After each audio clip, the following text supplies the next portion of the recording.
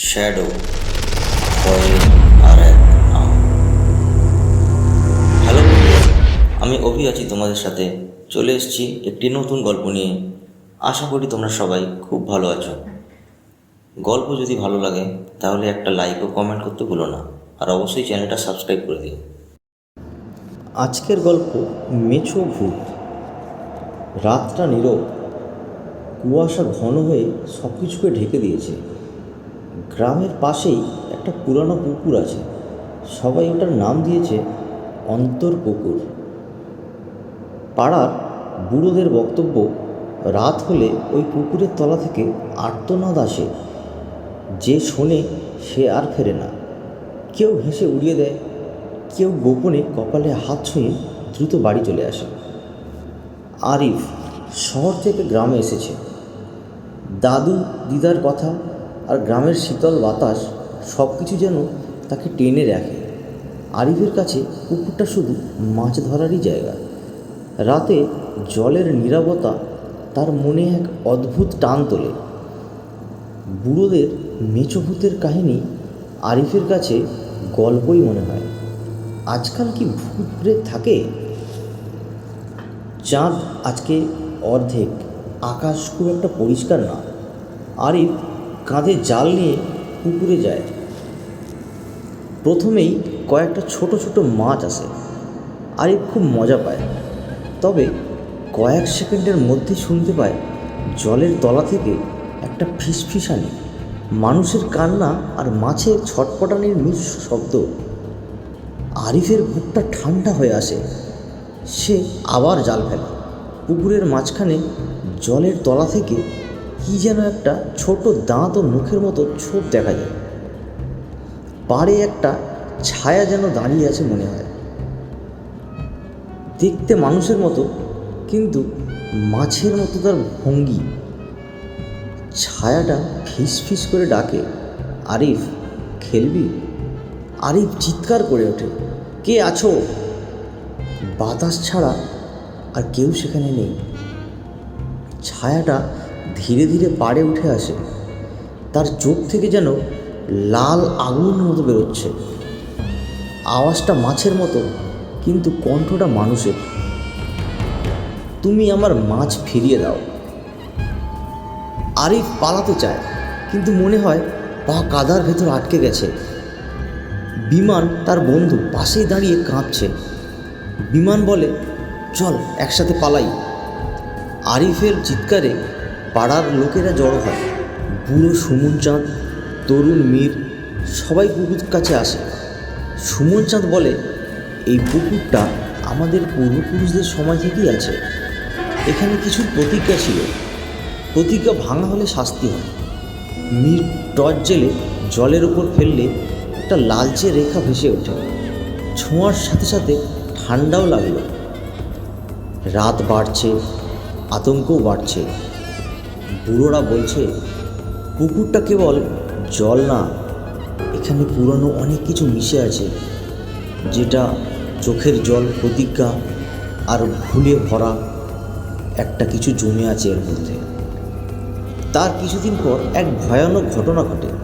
নবরঞ্জন নামের একজন লোক মাছ ধরতে যায় ওই পুকুরে। মাছ ধরতে গিয়ে জলের ভেতর একটা মেয়ের অবয়ব দেখতে পায়। সেই মেয়ে নবরঞ্জনকে টেনে নেয় জলের মধ্যে। সকালে গ্রামবাসী গিয়ে দেখতে পায় পুকুরের সিঁড়িতে তার পায়ের অর্ধশুকনো ছাপ। নবরঞ্জনকে আর কখনো ফিরে পাওয়া যায়নি।